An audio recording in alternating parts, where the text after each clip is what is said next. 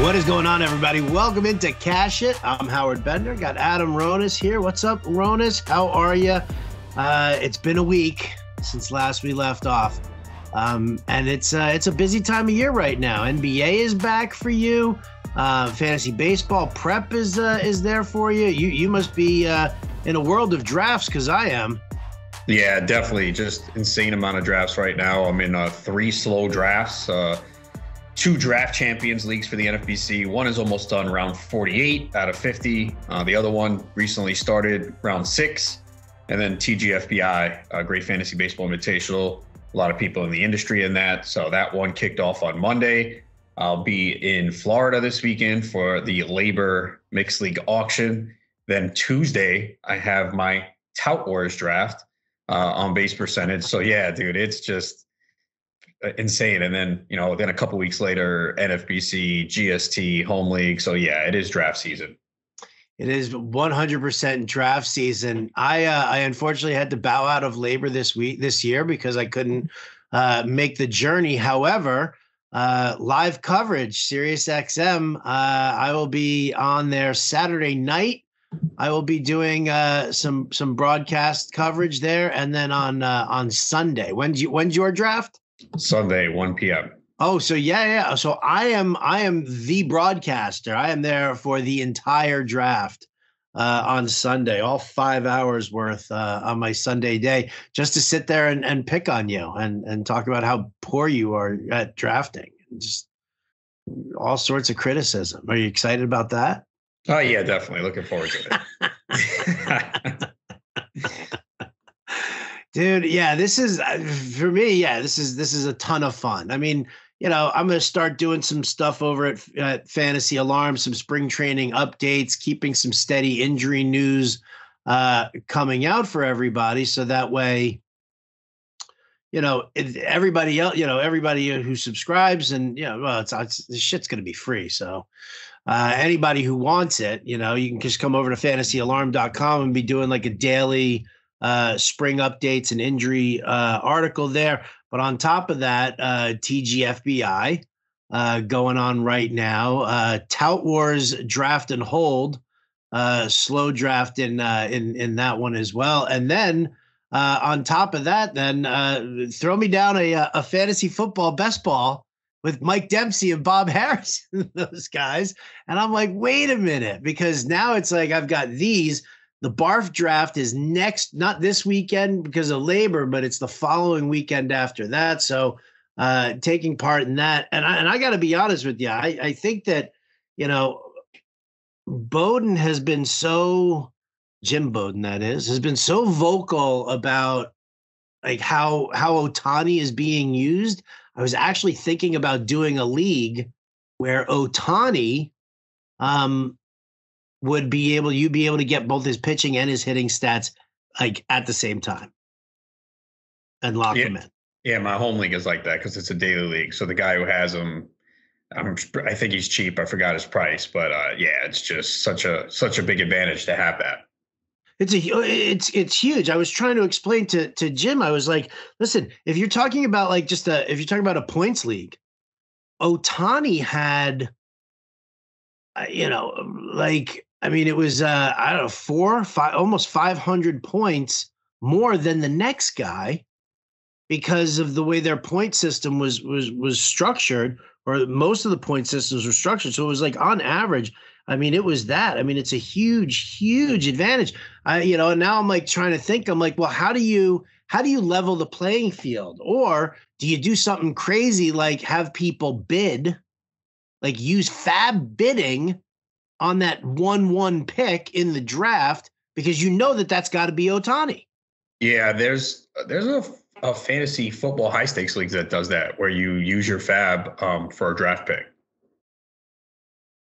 I think that would be a really, really interesting kind of way to go about it. But then also incorporating the third round reversal, because I feel like if you've got Ohtani there at the top, you just, it's such a significant advantage. It's such a significant advantage because you could leave him in a pitcher spot.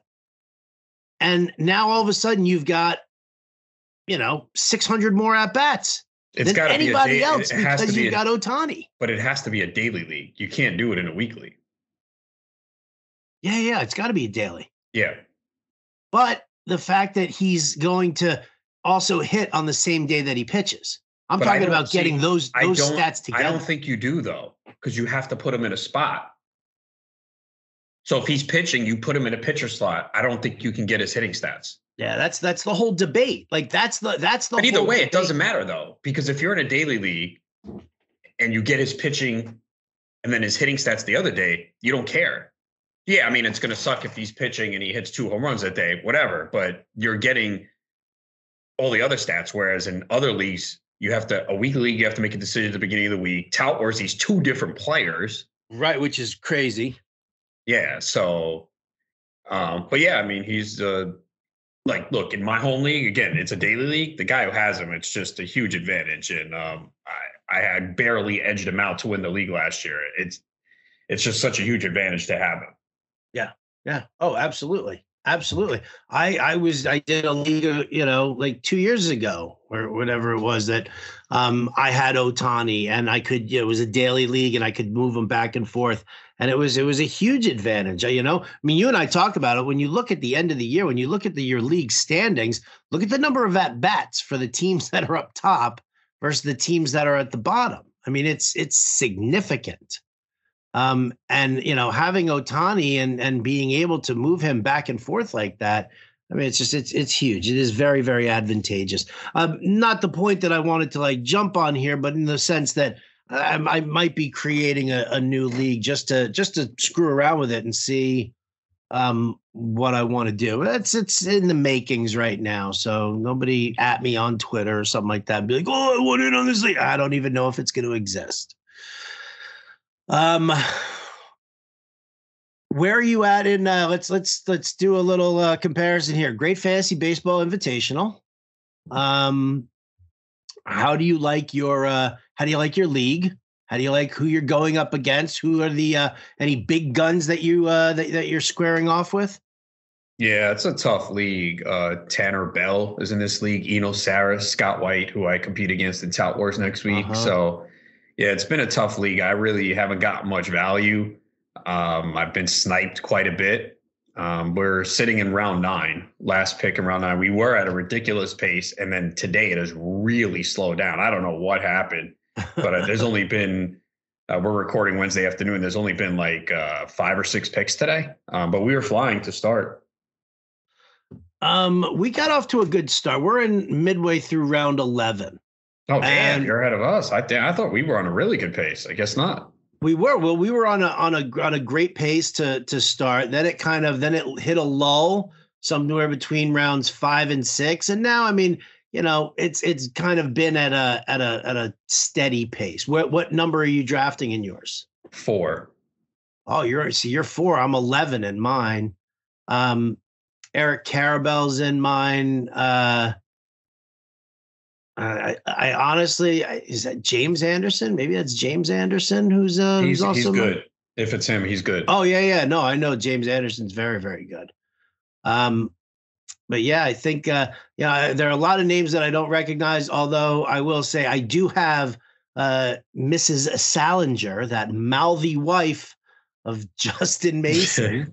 I love her. I love her so much. She is one of my absolute favorite people in the world. And she's drafting right in front of me. Oh, she just took Daniel Bard, the closer who I was looking to grab this round right here. Well, thank you so much, Mrs. Salinger. You don't want Bard anyway. No, you don't like Daniel Bard? No, he's coming off a career year. He closes in cores. If you look at a lot of the underlying numbers, I mean, career year, man. Oh yeah, it definitely was. But he also there's also minimal competition for him. And I'm not saying that the Rockies are a good team or they're going to get a ton of saves, but he does seem the only reason he goes where he does is because he has a job. He's got job security, yeah. And half the league you can't say that about. Exactly.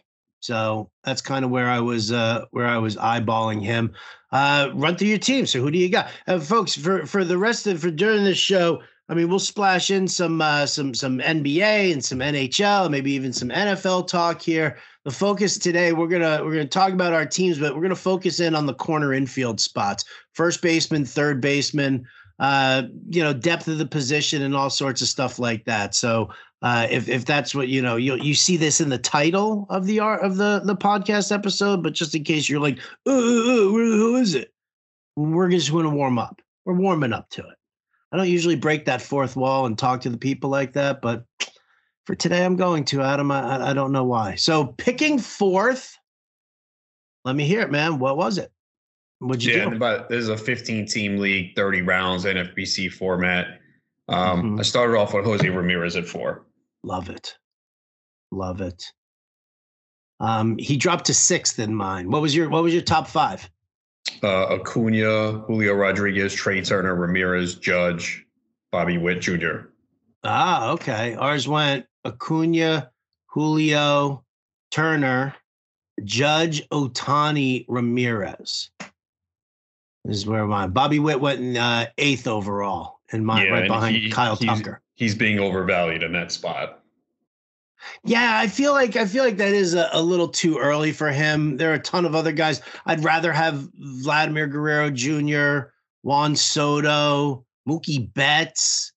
I put Bobby Witt, and I love Bobby Witt. Don't get me wrong, I love Bobby Witt, but to me, he's like 12th, 13th, 14th, maybe, like in that range for me.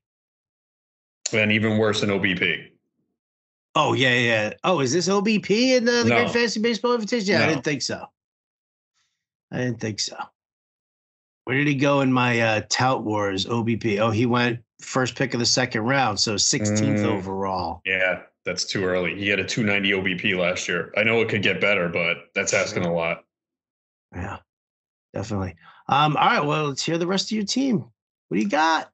Edwin Diaz, Francisco Lindor, Luis Castillo, Adolis Garcia, Jose Abreu, Tristan McKenzie, William Contreras, and Chris Bryant. Not bad.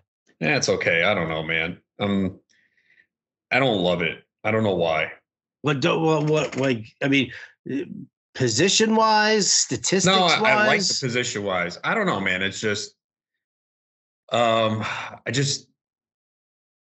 I mean, if I would have known that Class A would have fell to round 3, I would have went probably Aaron Nola in round 2 and then come back with Class A.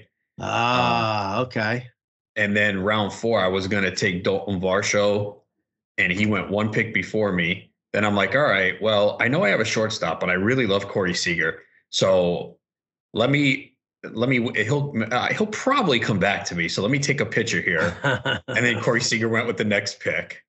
Then around 5, I was just like debating what to do. I didn't really love anyone there. And look, I know Adolis Garcia has some holes in his swing and he chases a lot, but it is 2 years in a row that he's had power and speed, and he did hit 250. So if he repeats what he's done the last couple of years, I'll be happy with that. Did they shift on him at all? I don't remember. I don't remember either, because I'm curious as to, because for guys that, with the shift being banned, I do expect a nice uptick in batting average for a few of them. Yeah, I mean, Seager is obviously the prominent one. I mean, the guy was already a 290 career hitter and had a career low batting average last year. So I expect his batting average to bounce back. So Abreu, I thought, was a good fit for this team just because I already had some power, speed, 3 guys to start with Ramirez, Lindor, and Garcia, all power and speed. Garcia batting average is a little bit of a concern, and I don't have a 300 hitter yet. I think Abreu could hit 280, 290. A lot of the StatCast numbers were ridiculous last year. He moves to a great lineup, should hit some more home runs with that short left field porch there in Houston. So I thought he was a good fit. But yeah, I mean, now I'm starting to see guys go above their ADP, man. Like Taylor Ward went 3rd pick around 7, and I really like him, but that is as early as I've seen him go, and I have my eyes on him. Last pick of round 7 in my league for Taylor Ward. I like him too. Yeah, you're starting to see a lot of guys kind of creeping up the boards. I think you're to the point now where if you like a guy, just take him. Don't even worry about the ADP. And remember too, with some of these injuries, like Tyler Glasnow and Joe Musgrove, they haven't gone yet. That pushes other guys up the board.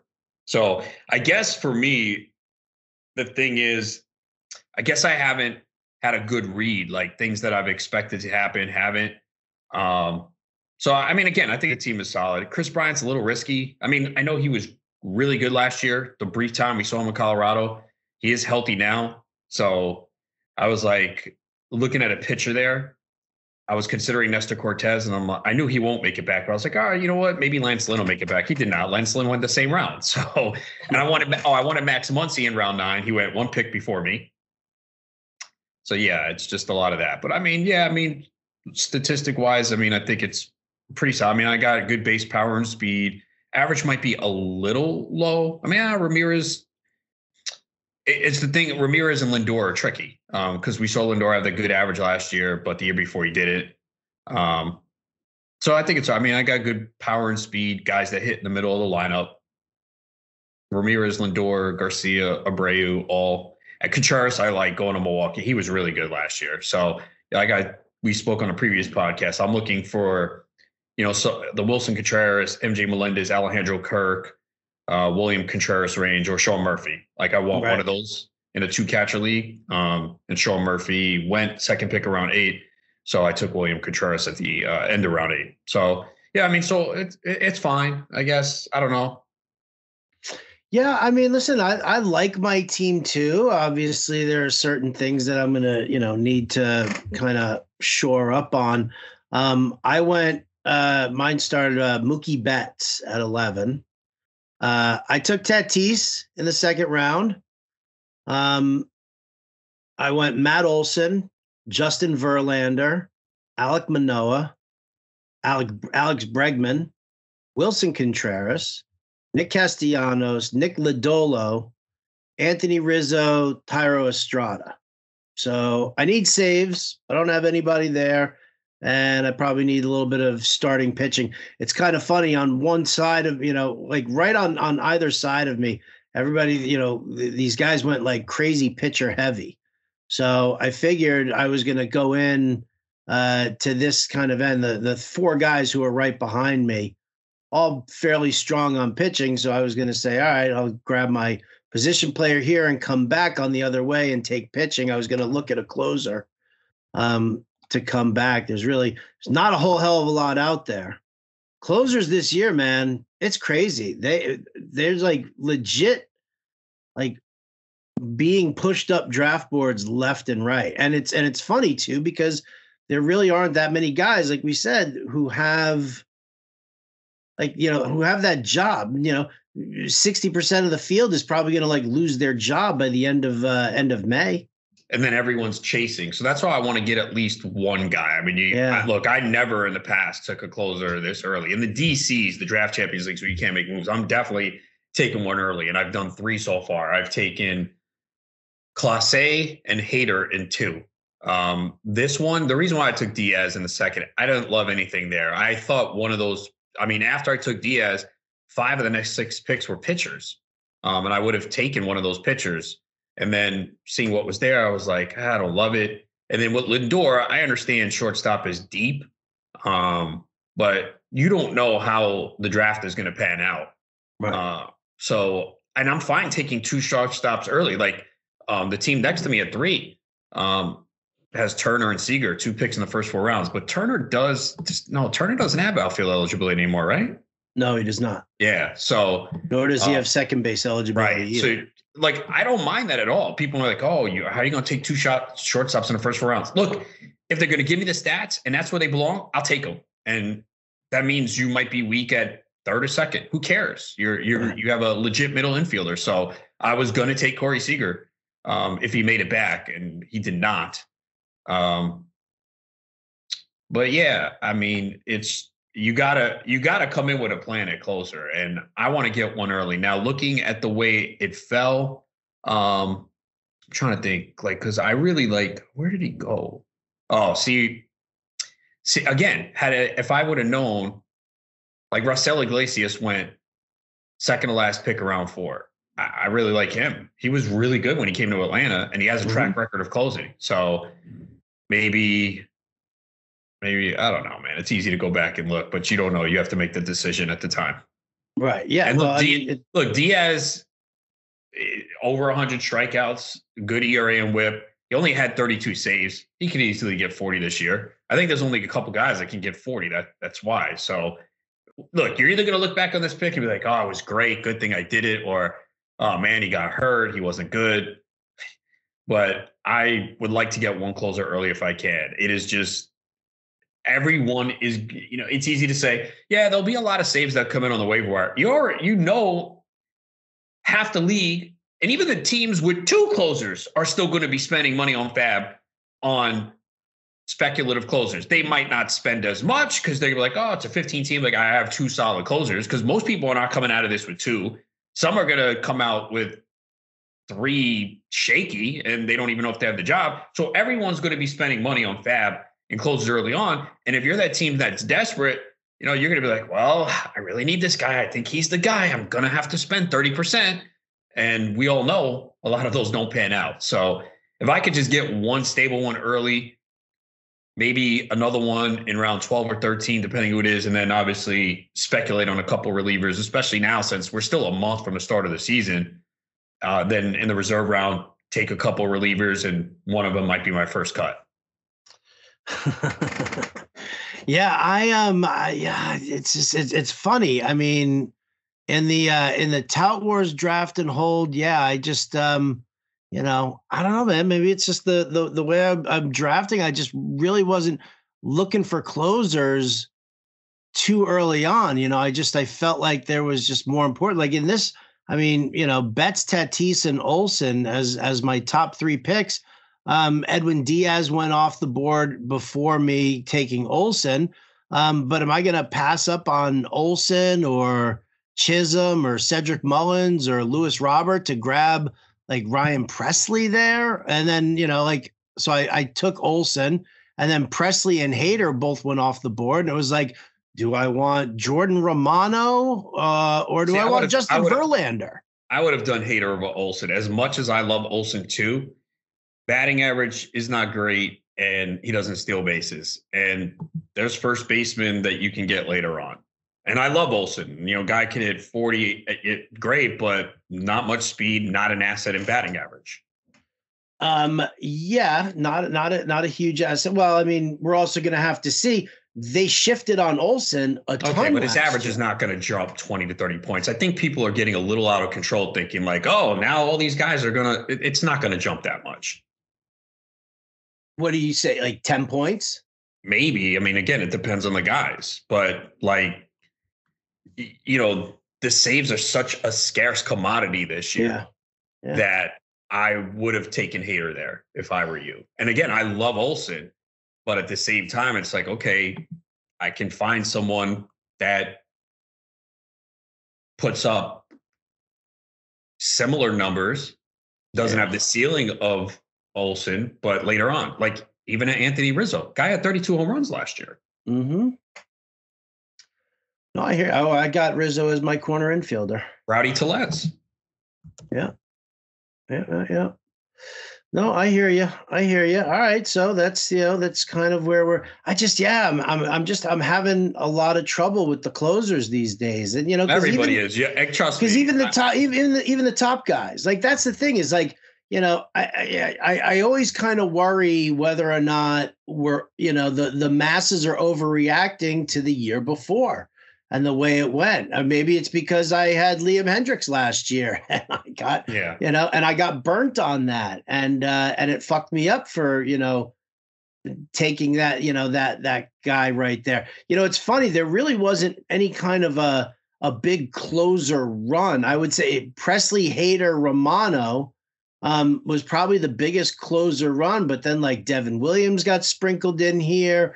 Raisel Iglesias got sprinkled in there.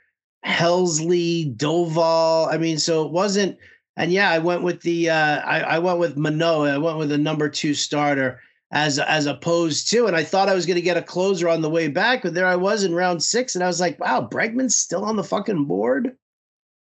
Like I believe in a bounce back for Bregman this year. So I don't know, man. Maybe I just I ignored saves a little too much. But I mean, whatever. I feel like I'm in Tout Wars, which is draft and hold. You know, Seawald, Leclerc, Kimbrel. I mean, I'm sitting with those three, and that was like, definitely weighted on saves there as well. Right, and two of those guys might not even close. Two of those guys might not even close. Then again, all three of them could close. Jerry DiPoto said in an interview that Paul Seawald is probably the guy who's going to see the majority of saves work. Probably. Right, I know, probably. It's the same thing with Munoz is really good. Munoz is very good, but as DiPoto said, the way he built this bullpen, he loves Munoz, but he likes Munoz in every situation. And that's always, we've seen this before. It's not always your best reliever in the bullpen who's closing out games for you. Sometimes you want that guy in those high leverage situations in the 7th and 8th. And then you have a guy like Seawald who just kind of settles down in the 9th. Kimbrel's competing with Sir Anthony Dominguez and three other idiots in Philly. And he sucked. What's that? And he sucked. Absolutely. I mean, the Dodgers didn't even want to use him. For a 23rd round pick here right now where I don't have any saves, I figured I could give it a shot. Round 23. I'm also looking at Danny Jimenez from Oakland. Yeah, for the 10 save opportunities they have. Hey, dude, you know what? Fuck that. Because for years in my home keeper league in the late 90s, close to 2000, I fucking had Joakim Soria as my locked-in closer for the Royals, who were a shitty team then, and he still ended up getting me 25-plus saves each year. Oh, this team is awful. Who's worse, Oakland or Washington? Exactly. I think they Oakland. both suck ass. I think Oakland, but they both suck. They do both suck. I don't know. I'll have to sprinkle in some hopefuls and some possibilities later on in the draft. So saves not my strong suit here early on in some of these drafts, but I got good power speed combos, and I love some of my starting pitching. I really do. Come on, I get to root with your Mets with you. Every 5 days, every 5 games when Justin Verlander pitches. That's right. See? Just like I had every Yankee starter last year. Yeah, but you were still a dick about the Yankees. Oh, I mean, you're a dick about the Mets. Yeah, but the Mets deserve it. The Yankees don't. Yeah, right. Mm-hmm. No, they don't. Don't be like that. All right. So that's what's going on in our TGFBI drafts. Again, everybody posts them. I love, who was it? Somebody, finally, Todd Zola, like he tweeted something that I actually tweeted like 2 or 3 years ago. I was like, yeah, everybody loves their team after 3 rounds. People are like, oh my God, I can't believe they let me start off my draft like this. And 11 of their them, first 2 picks. And 11 of them are going to be losers in October. Oh my God, unreal. All right, so last podcast episode of Cash It, we covered catchers. Let's talk some corner infielders, first and third base, because listen, we're only doing these podcasts weekly right now, so we kind of have to double up on the positions and make sure that we get you guys all sorts of covered here. They're kind of we can go them at the same time, or we can talk about first base first. You want to go first base, other than the fact that you're going to shit on my my Matt Olson pick? I'm not shitting on it. I'm just saying. On it. I love Matt Olson. Always been a big fan. But there's an opportunity cost to take him. Yes. I mean, look, there's Vlad, Freeman, obviously Alonso, all good picks early on. Abreu, who I mentioned, I like the move to Houston. Pasquantino's solid. The guy who had more walks than strikeouts I think first base is not as bad as years past. I mean, Christian Walker, Reese Hoskins, Rizzo, Mountcastle, if he played another park, man, he really got hurt by Camden Yards. Rowdy Tellez, yeah, it's going to come with a low batting average, but the power's legit. So there's some good options at first base. I don't think it's as thin. I think people thought last year first base was thin. I don't think it is this year. Like, I don't feel the need to have to take a first baseman early. If I'm sitting in a spot where I can get Vlad, Freeman, or Alonso, sure, I'm going to take it. But it's not a position where I go, oh, I got to get my first baseman now. It's drying up. I don't see that. Yeah, listen, I love getting my power hitting first baseman. I really do. And, yes, I could wait on the position. In this case here, you say you would have taken Hader over him. Even if I didn't take, Hader over him and I took Matt Olson, I could have gone around and taken another closer. I could have, instead of taking Manoah, I could have had Verlander and then gone with like Ryan Helsley or Camilo Doval or something like that. I could have gotten into the closer game. So it wasn't a matter of saying I'm either going to go with first base or I'm going to go with saves.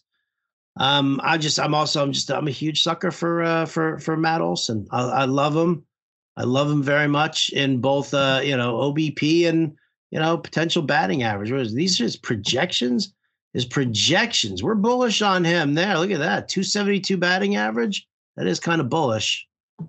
I wouldn't mind it though, for sure. But yeah, I would say, from Vlad, Freeman, Alonso, Goldie, Matt Olson, and then, then you could talk about Abreu in there as well, because he is in a much better. He's in an equally hittable park, and he's got a strong lineup around him as well. So I can. And even if the power doesn't go up substantially, he had 15 homers last year. Even if he hits 22, the batting average and the counting stats. So to me, he's a roster construction piece. And again, with the power and speed that I built early, and a little suspect batting average in Adolis Garcia, I thought Abreu was a good fit for that squad.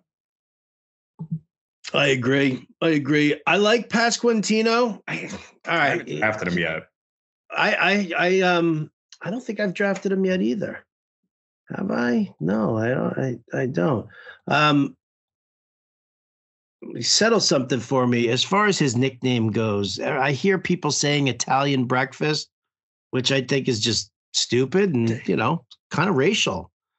In that sense, just because, it's Pasquantino. How do we know that, he's not Portuguese? Why are we throwing the Italian breakfast on there? Yeah, he could be Kenyan too. Who knows? He could be Kenyan. You have no idea. But I'll tell you what, I also heard a nickname of his that I think should hold a lot better. I think Pasquatch is so much better a fucking nickname.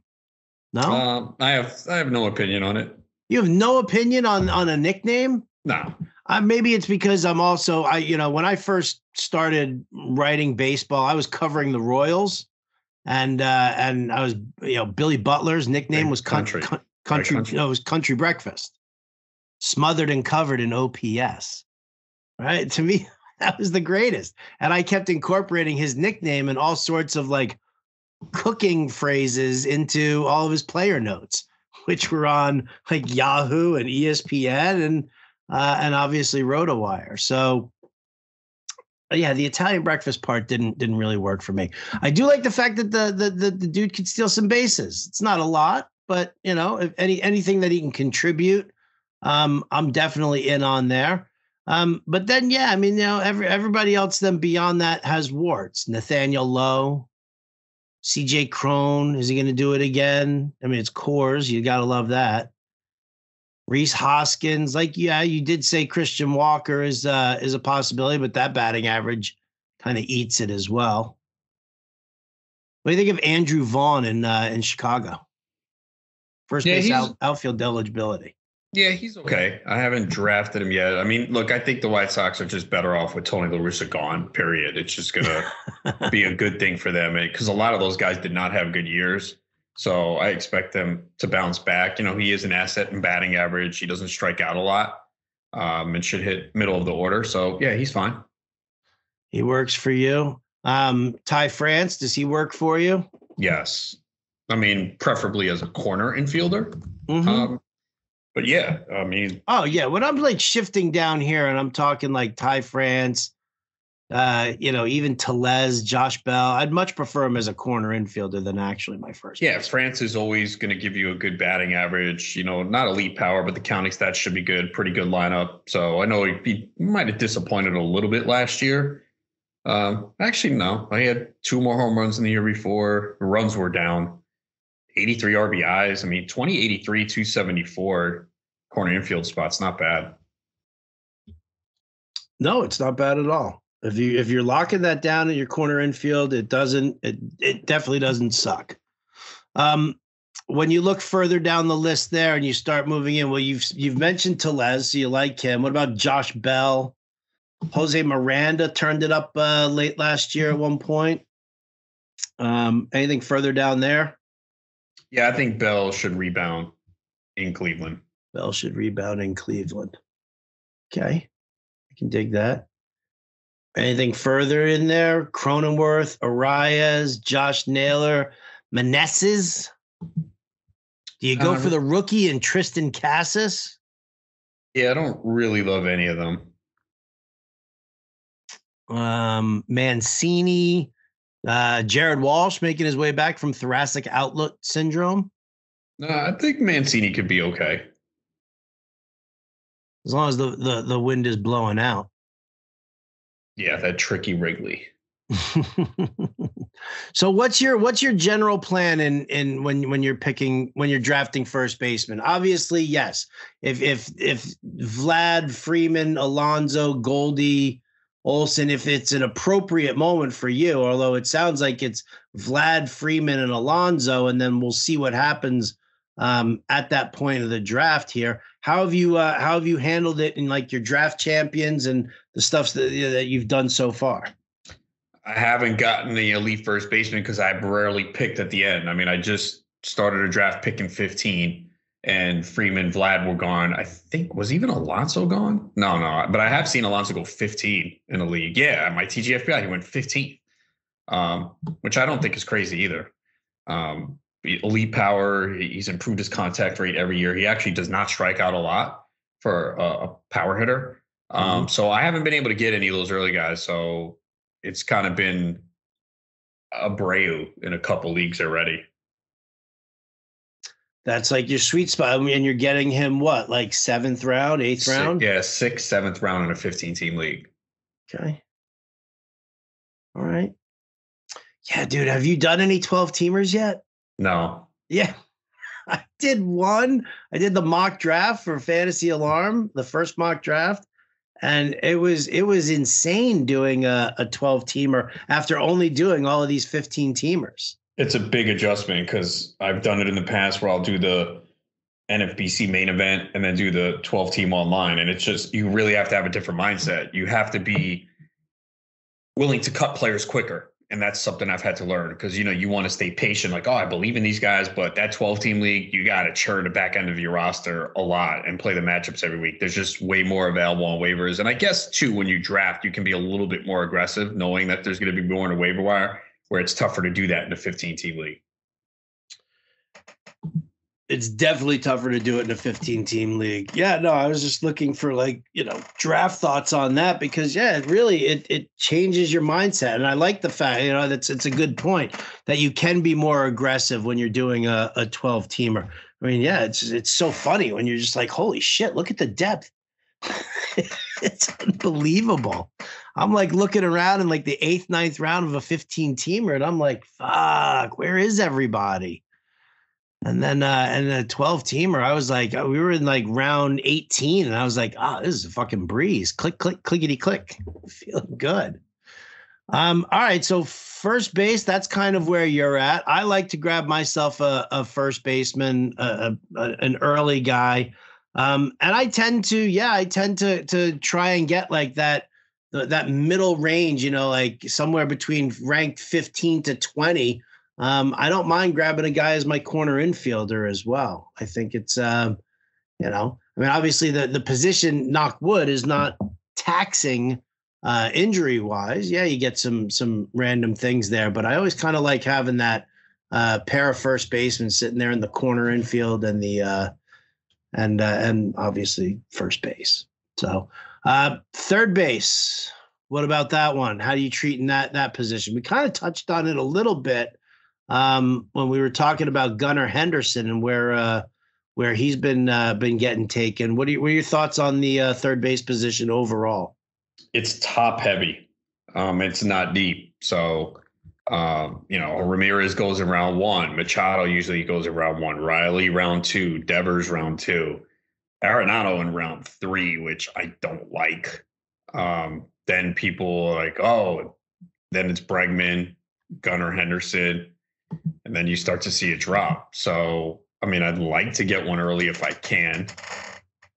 Then you got, then you wait a while. Then you got Matt Chapman. Look, I think the power rebounds, but you're not going to get a good batting average. So you got to account for that. Same thing with Eugenio Suarez. Power is legit. He really had a good couple of final months, but you're not going to get a great batting average. I mean, Brian Hayes just hits the ball hard on the ground all the time. I mean, I don't know where the power is coming from, and is he going to run? He's got to pick up that launch angle. That's what needs to happen. Yeah, so I'm not in on him. I need to see it first. I do like Alec Bohm. He's a guy that increased his launch angle late in the year last year. Good hitters park, good lineup. So I don't mind him. Brandon Drury's got the multiple position eligibility, but was that a career year? It is a good Angels lineup. I was just gonna say, I mean, how it's not like Brandon Drury is like some 23, 24-year-old kid. I mean, the dude's been around for a while. And then, last year he goes and he puts up this fantastic season in Cincinnati. Right, in Cincinnati. So, you're talking about a pitcher's ballpark in Anaheim. And, again, where are they going to play him?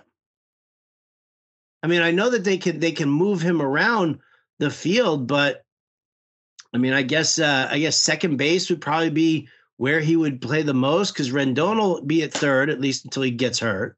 Yeah, which will be April 18th. I guess they've got Drury slotted in at second base right now. Yeah, I think he's going to play, but I mean, most of the production last year came in Cincinnati. He'll probably play. I think he's going to play second. Yeah, he's probably going to hit sixth. So he's Ward, Trout, Ohtani, Rendon, Renfroe. He's going to have a lot of opportunities driving runs, but I don't feel great about taking him. So third base is it's real top heavy. That's why you see a lot of those third basemen go early, and then it's I don't think you're going to have your third baseman as a corner infielder in many leagues. No, probably not. No, probably not. Although I think I might in the draft and hold, dude. Man, I'm sorry, Fantrax, but I really don't like your software here. I really don't like this draft software. Are you drafting on Fantrax at all, or is all your shit on NFBC? NFBC right now, but Fantrax they do use for the draft for Tout Wars on Tuesday, and then they move it to On Roto. Right, yeah, which is what we're doing. We're gonna move it from this shitty site. We're gonna park it at this other shitty site. I mean, I don't even know how many years I've been in Tout Wars. I don't think I'll ever get used to that website. I mean, it's so like there's nothing about that website that inspires me to explore it further. See, I'm used to it by now, but yes, it is not the most user-friendly site. Oh my god, dude! Trying to pick up waivers and reading. I just hate like how you can't do like the NFBC. They let you duplicate a list. So say you put like 10 guys in a drop, you just hit copy, and that same list goes to another, and then you can just drop down the menu and add another player. I don't know why they don't have a feature like that. You got to manually do it for everything. Because that site was created in 1926. I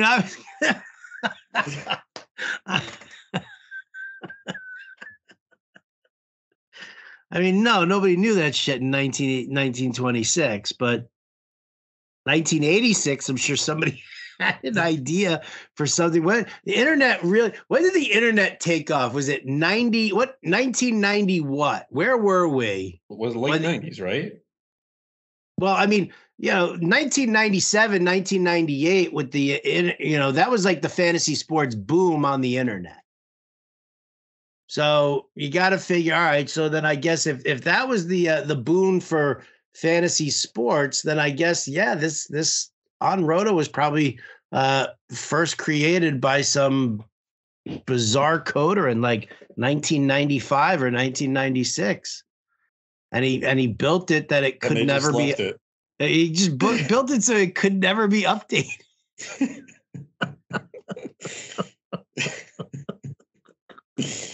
Oh man. Oh man, like I don't mean to run it down. If you're on the Tout Wars board and you're listening to this right now, I don't mean to run it down, but come on. We love it.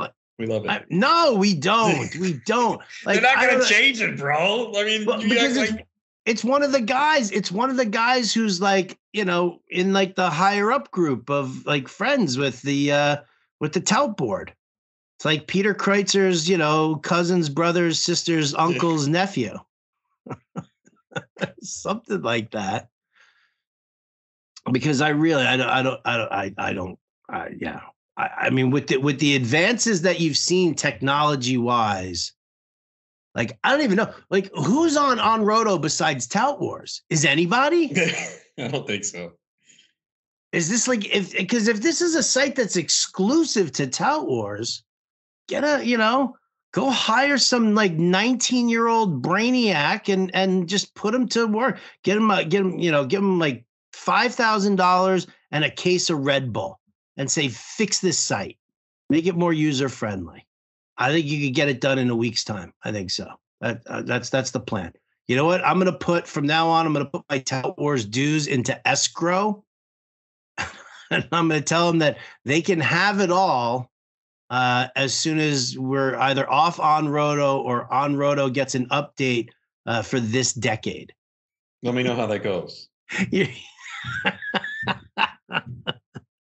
Oh, look at Adam doesn't want to make waves. I don't. I make enough. So I'll leave that to you. All right. So where were we? Third base. Rendon at the bottom there. Turner, Josh Young. I'm good with Turner. I know he's older, but going to Fenway Park and the Green Monster. That, dude. So funny how much you love him. But I'm just saying, like, he's still a guy that I think could hit for average. He's going to play DH instead of third base. That should help him stay healthy. He's hit 278 the last 2 years.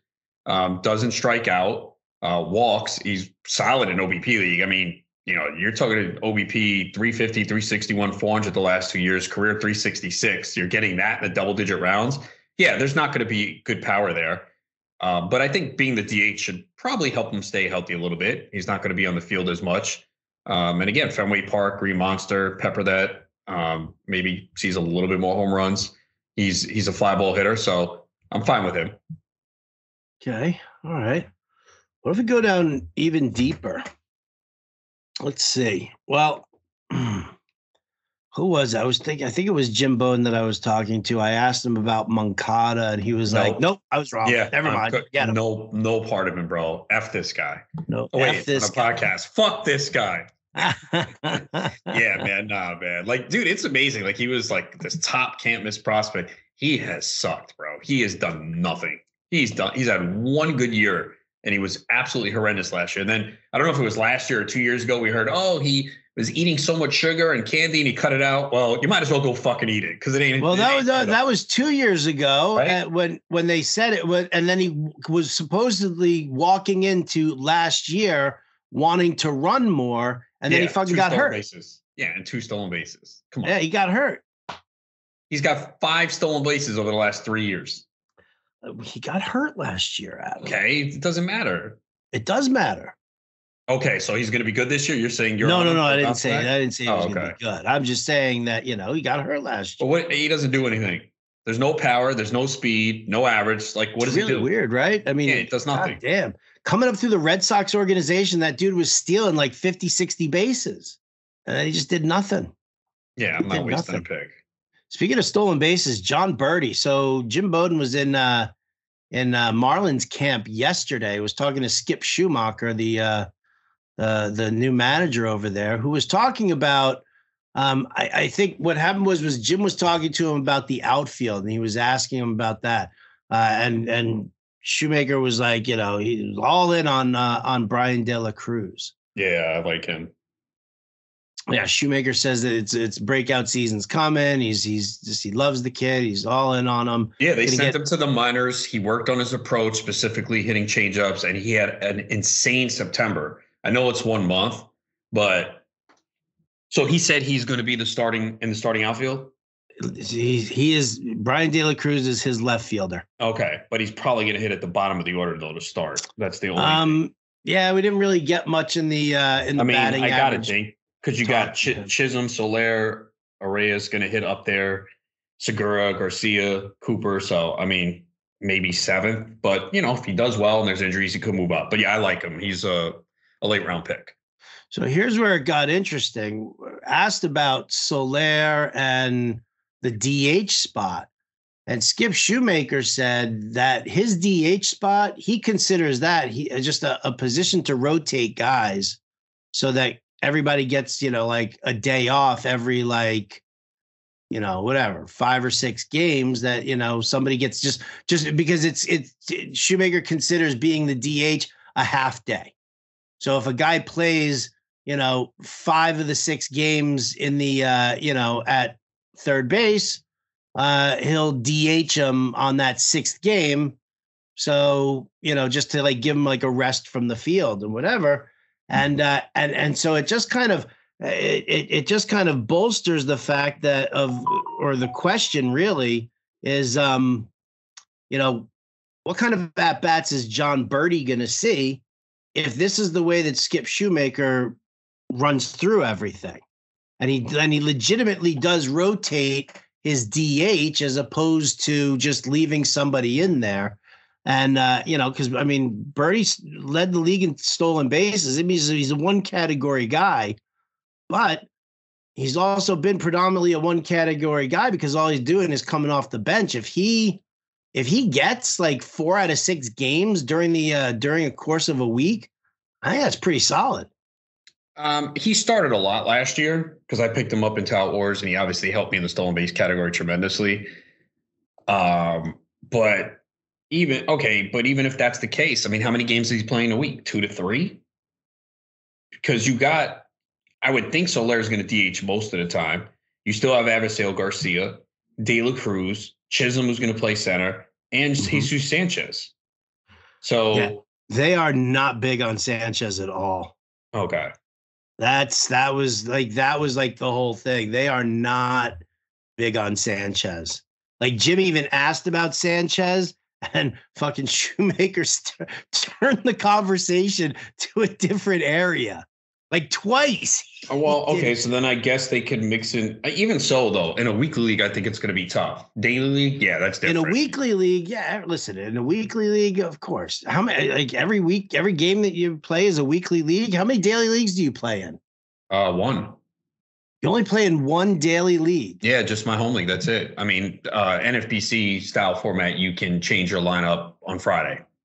So for TGFBI, that's the way it is. Main events, OCs, draft champions. But yeah, Tout Wars is weekly. You could activate guys off the IL and stuff. That's weekly league. So labor is weekly. So yeah, mostly weekly leagues. The one only daily is my home league. What about the Gotham League?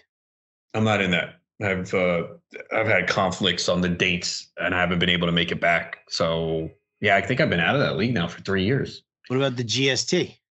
Weekly. Yeah, we model that after NFBC. All right, man. All right. When's that draft? March 21st. Nice.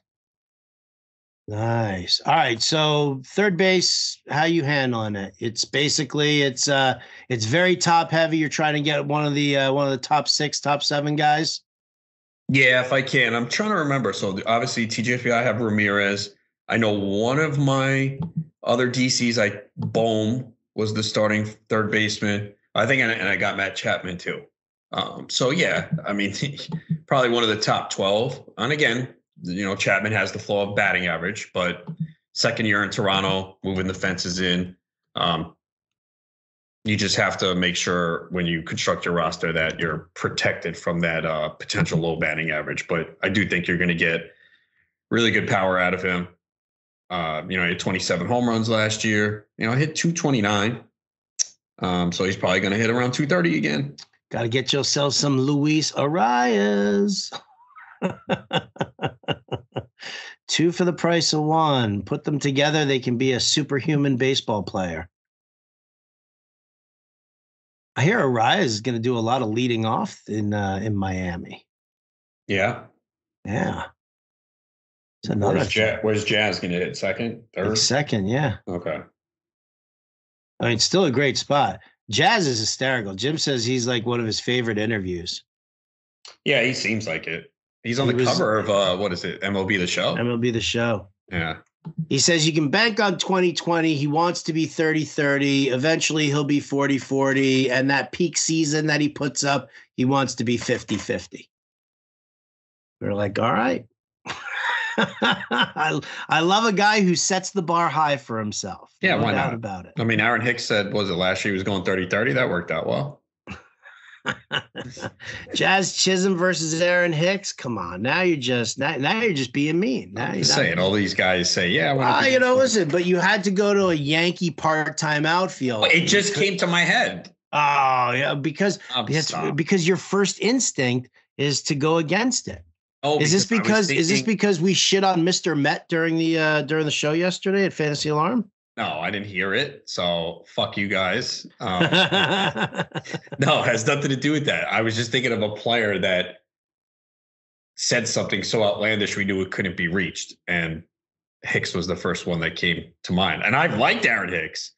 I've always drafted him. I actually took him in a draft championship, I don't know, like round 38. I mean, they say he's going to play every day. It might not last. He did have an RBI single today up the middle.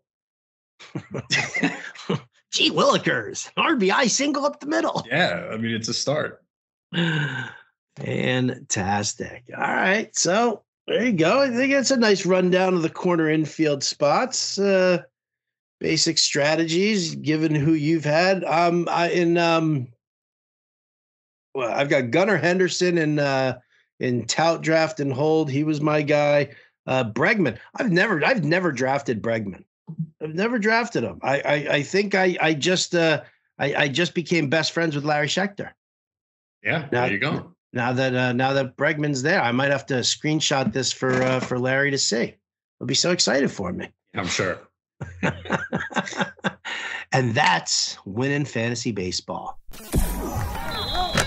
All right, Adam, what's going on in the wonderful world? So the NBA has started back up. We're in the second half. The Lakers have all gotten hurt now, so I don't have to listen to Jim talk about it.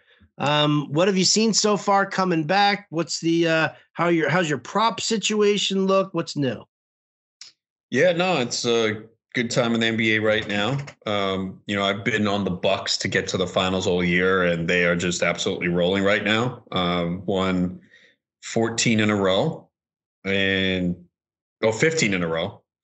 They are now the 1 seed in the Eastern Conference by a half game over Boston, and Chris Middleton's still on a minutes limit. So they're building him up. So really like them in the East. The Knicks actually have been a big story. They have been playing great basketball, 8-2 in their last 10 games, now up to the 5th seed in the Eastern Conference. So they've been a big story. And then obviously, Kevin Durant making his Phoenix Suns debut Wednesday night. We're recording Wednesday afternoon. So that's going to be something to watch to see how he adjusts, because the Luka, Doncic, Kyrie Irving pairing has not worked out well. They are 1-4 with those two guys playing together, and the one win was over the shitty Spurs. So it's going to take time for them to acclimate, but I never thought that was a title contender team. And Golden State should get Steph Curry back next week, and all of a sudden they are up to the 5th seed. So if the playoffs started today, Phoenix, Golden State in the first round, that would be absolutely insane. But I don't think that's going to happen, though. I guess it's possible because the Sacramento Kings just keep winning, and they are the third seed in the Western Conference. They've won 4 in a row, 7 of their last 10. The biggest surprise probably this year. Denver remains the 1 seed in the West. Jokic, another triple-double last night. That's his 100th triple-double of his career, and a heavy favorite to win MVP, and I don't see him losing it. Okay. What's the line on him now for MVP? It might be minus 300. I think it was is it all the way down there now? It was minus 250 when I looked the other day, but I don't see. They're the number 1 team in the Western Conference. He's averaging close to a triple-double, just putting up insane numbers. So I don't see him losing it. Let me see the awards on DK. Minus 350, Embiid's plus 450, Giannis plus 850, and Tatum plus 1,500. I mean, if Giannis finishes strong, maybe, but because they are the 1 seed, but I doubt it. He's probably going to sit here and there. He's got a couple of injury scares twice. I mean, it looked like he didn't participate in the All-Star game festivities. Then he played in the All-Star game, scored a basket, and sat. I'm like, all right, he's going to miss some time now with this wrist injury. And he played first game out of the All-Star break. And then over the weekend, he left with a knee injury. And then he came back, played last night against the Nets and crushed them. So what? No, he's fine. I thought there was more to that sentence. No, I'm saying he's good to go. But here's a prop. I've discussed this with John and Pemba. He's talked about this a lot too. Jaren Jackson, his blocks at home are just insane. He's averaging like over 4 blocks at home. Last night it was 2.5. I bet that, and he had 4 blocks. So when you see Jaren Jackson at home, look for his blocks prop. For some reason, I don't know what it is. They give him more blocks at home. He's averaging like almost double the amount of blocks at home compared to the road. And it was sitting at 2.5 on Tuesday night. So I bet that at minus 130 and it cashed. Nice. Yeah. And now with props, you're going to be looking on teams that like are sitting guys like the Thunder. Shai Gilgeous-Alexander is out with like 7 injuries. So a guy like Jalen Williams, you'll look at. The Hornets are probably going to have some value. LaMelo Ball's out for the year. The Pistons with Marvin Bagley and James Wiseman. So, those guys are probably going to see some low prop numbers, and you could take advantage of that. So those are just some things to look at this point. And Damian Lillard, bro, I never seen a prop this high. Tuesday night, his prop was 37.5 points. He obviously did not go over. Even though he went over. I was going to say, what did he do? What did he do for the 5 games prior that his prop was that high? Well, he had a 71 or 72 point game. That's why. And he actually had 19 points in the first half, and he finished with 23 because there was a boost on DraftKings. Luka and Damian to each score 30 or more, and I didn't take it. And it didn't cash. Lillard had 25. He was 9-21. So Lillard's last few games, 25, 71, 26, 39, 40, 38, 33, 28, 40, 29, 42, 42. So, yeah, he's averaging 38.5 points per game in February. All right. Okay. Yeah. I just wish this guy could play in the NBA Finals. I love him, but stuck on that shitty Portland team. Right. And what's his contract situation? He signed with them. Like he has said, like, recently signed. Yeah, he's like, I don't want to be one of those guys that goes and joins a super team. I'd rather try and win something here, but it's not happening. It doesn't look like. Yeah. Oh, poor guy. Yeah, I don't think you're gonna have to hear about the Lakers much either, man. LeBron is probably out for a while. Out. Russell's Anthony out. Davis is sitting on Wednesday night on a back-to-back, a game they really need against the Thunder, and they're underdogs. So, yeah. All right. Well, as always, check out Adam's NBA prop bet article over at pickswise.com. You can always listen to Adam Ronis. It was at 5 to 7 p.m. Eastern on the Better Sports Network, and 8 to 10 p.m. Eastern with a fantasy sports in-game betting show. With both shows with Justin Fensterman. Yeah, what did I do to deserve that?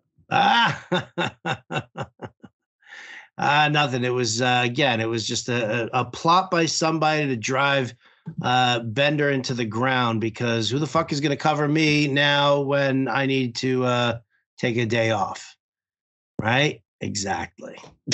Yeah. Exactly. Just fucking run me into the ground. Run me into the fucking ground. You got any Rangers fever now that they're making moves here at the trade deadline? Yeah. Always a big Rangers fan. I don't follow them as closely as I really want to, but actually over the All-Star break, I watched a couple games. I saw the game where they came back against I saw the game against Calgary, and who was the other one? Damn, I can't remember. But yeah, they were two pretty good games. Yeah. Well, with Patrick Kane coming over, they picked up Tarasenko earlier because they didn't think they were going to be able to get Patrick Kane. They ended up making that work. Getting the did you see that? They got the Coyotes involved somehow. So I think it's what should we call it? The Rangers are picking up like 50% of his salary, and then no. Yeah, it's like I think the Rangers are only paying like 25% of his salary. 25% of his salary is being paid by the Arizona Coyotes. And then another 50% is being paid by the Blackhawks. So, classic New York Rangers move, man. You got to get that 35-year-old guy who's had a phenomenal career, and you just shooting for that one last Stanley Cup. I mean, they have a young team mostly. Mostly, yeah, absolutely. I just, I think it's funny, when we bring him in, and him and Panarin were so good in Chicago together when they played on the same line. And yeah, it's just, it's it's that old timer free agent guy who you kind of make that move for. So hopefully it pans out. It didn't pan out for me last year when I sprinkled a little something on the Rangers and Shesterkin. Shesterkin turned into a dog shit play in the playoffs. It was crazy. It's very disappointing. Yeah. I'm just going to sit there in fucking silence.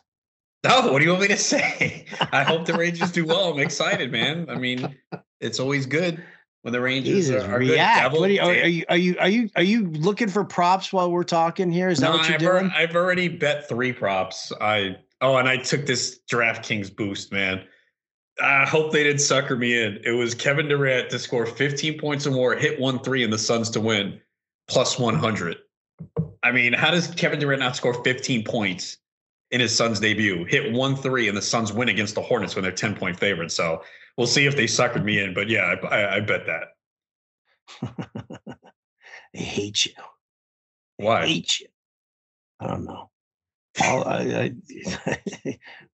Because they do. Why?